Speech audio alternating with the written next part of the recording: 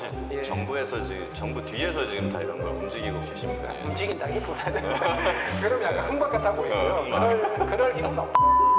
우리나라에 정말 뛰어난 엔지니어들이 존경을 받나? 아닌 것 같거든요. 사실 지속 가능한가? 아닌 것 같거든요. IMF 이후로 뭐 이런 것들 때문에 사신님 같은 경우도 거의 10억. 네. 연 초봉이 10억. 네. 우리 센터장님 연봉은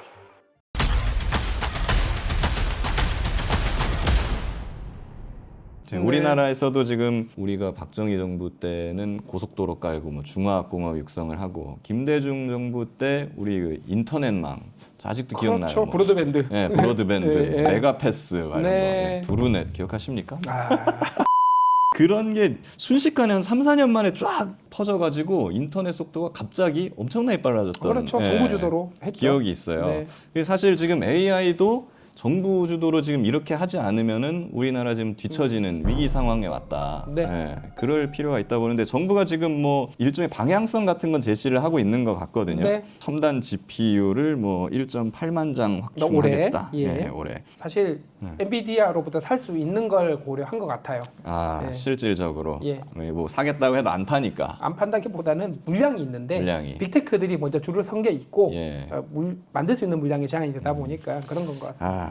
민간 AI 컴퓨팅 인프라 투자 촉진, 국산 AI 반도체 성장 지원, 그리고 뭐 인공지능 국가대표 프로젝트, 인재 양성 체계 고도화, 분야별 선도 프로젝트 추진, 뭐 이런 등등 여러 가지를 네. 했는데 뭐 방향성 봤을 때는 어떻게 맞는 방향이라고 보십니까? 네, 제가 작년부터 계속 국회나 정부 다니면서 말씀드렸던 방향은 맞는 것 같고요. 예.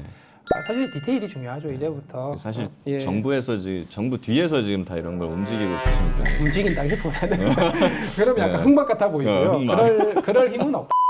방향 자체는 괜찮은 것 같다. 근데 그러니까 문제는 이제 실현을. 근데 센터장님 말씀하신 대로 정부가 어느 방향성대로 가고 있는 거죠. 저만 이런 얘기를 한 건 아니니까요. 흥만 맞네. 전문가분들이 네. 많은 전문가분들이 비슷한 의견을 주셨다라고 보시면 될 것 같습니다. GPU 확보하는 게 지금 굉장히 중요하다. 네. 예, 지금 엔비디아가 뭐 주문이 밀려가지고 돈만 준다고 해갖고 지금 바로 뚝딱 나오는 그런 상황은 그렇죠. 아니다라고 네, 들었어요. 맞습니다.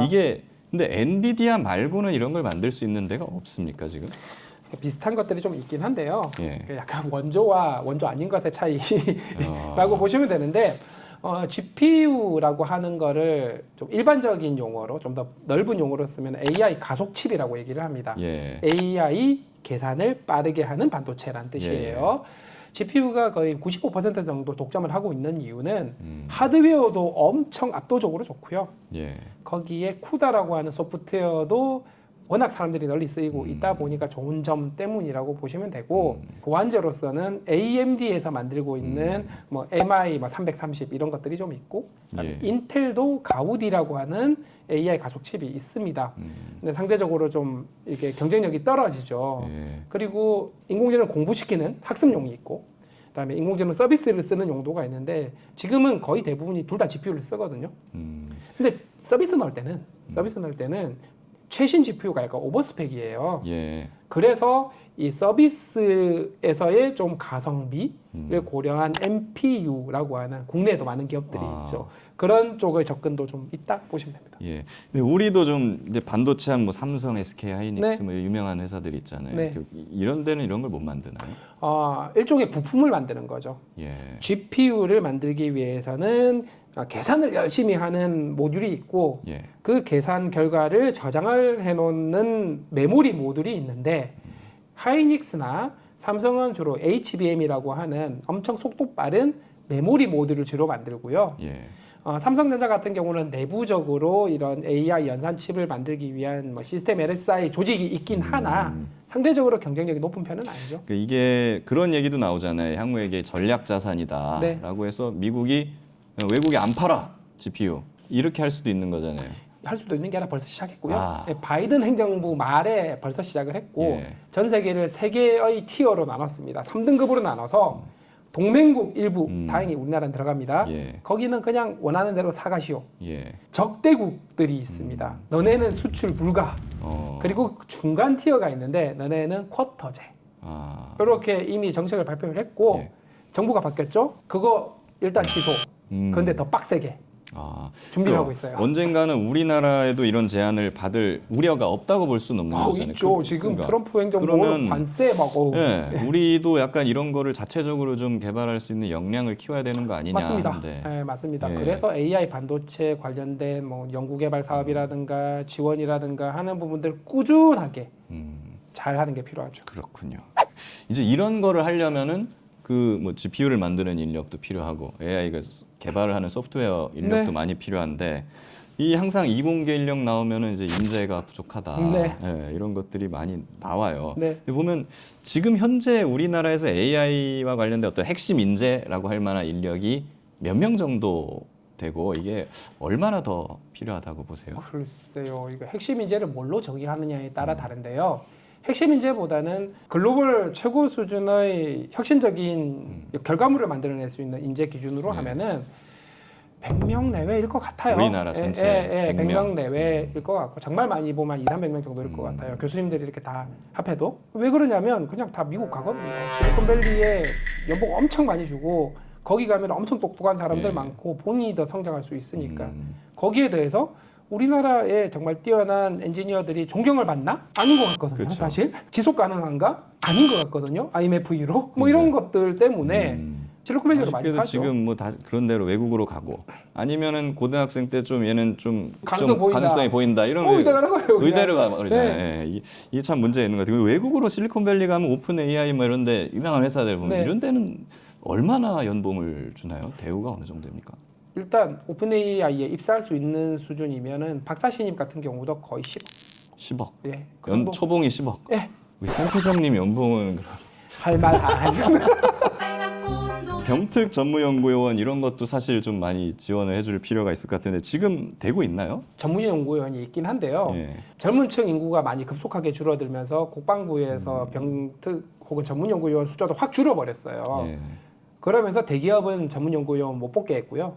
그냥 중소기업만 뽑을 수 있는데 자, 그러다 보니까 이 전문 연구원을 한다라는 것 자체가 거기서 시간을 쓰면서 병역을 해결하는 거잖아요. 예.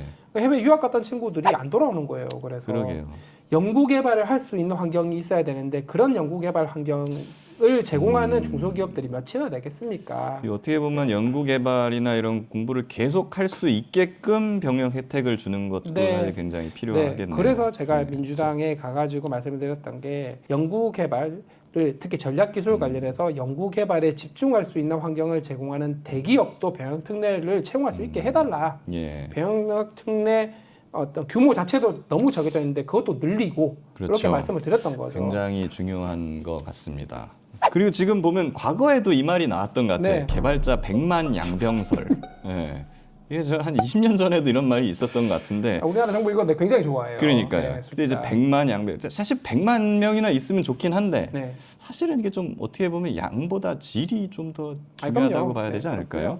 일단 어떤 분야 뜬다 그러면 10만 100만 하잖아요. 그 인원 다 합하면 대한민국 인구보다 많을 수 있어요. 그러니까 예. 저도 하나 지금 있고. 컴퓨터 학원 가야 돼요 지금 배우러. 두 번째는 이렇게 양성된 인재는 예민 의원님이 정확하게 지적 주셨는데 AI가 자동화할 수 있는 부류의 역량이에요. 그쵸. 양병 그럼 양성해서 뭐 어쩔 거예요. 그러니까 이것보다 챗GPT가 이미 그 100만 명의 일을 할 수 있어요 지금. 그러니까. 예. 그래서 어떤 인재, 어떤 역량을 가진 인재가 얼마만큼 필요한지에 대해서 제대로 좀 파악을 해야 되지 않나 싶은 그렇죠. 거죠. 그러니까 사실은 이런 거를 능가하는 AI를 만들 수 있는 핵심 인력 지금 잘해봐야 우리나라 다 합쳐봐야 한 200명. 네, 실질적으로 한 100명이라 하셨는데 이런 인력이 1000명만 된다 쳐도 굉장히 우리는 미국이나 해볼 수 중국을 있죠. 중국 상대로 해볼 수 예, 있는 예, 게 되는 예, 거예요. 예. 그러면 이제 핵심 개발자 1000명 양병설 이렇게 가도 되는 거네요. 이게 그러니까 더 중요하다고 그렇게 볼 할 수 수 있군요. 있죠. 보면은 때만 되면은 전 세계 AI 탑 1000 연구자 혹은 탑 2000 연구자 이런 것들 리포트가 나오는데